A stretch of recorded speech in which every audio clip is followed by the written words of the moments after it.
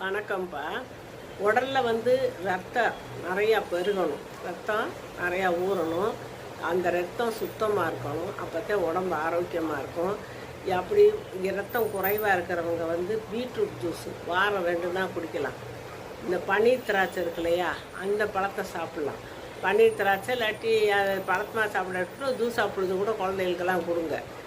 அப்புறம் தினமும் மோர் கொடுங்க. இப்போ 1 கிளாஸ் மோராவது தினமும் குடிக்கணும். அப்புறம் வாரத்தில் 1 நாள் இஞ்சி சாறும் தேனும் கலந்து சின்னவங்களுக்கு அளவை குறைச்சி பெரியவங்களுக்கு கொஞ்சம் கூட்டி இப்படி வாரத்தில் 1 நாள் கொடுக்கலாம். ரத்தத்தை சுத்தம் செய்யும். அப்புறம் இந்த விளாம்பழம் இருக்கு இல்லையா, அது கிடைக்கிறப்ப நீங்கள் சாப்பிடுங்க. ரத்தத்தில் உள்ள கிருமிகளெல்லாம் அதை அழிச்சிடும். அப்புறம் சீரக தண்ணீர் ரத்தத்தை சுத்தம் பண்ணக்கூடியது, உடம்பையே சீராக்கக்கூடியது.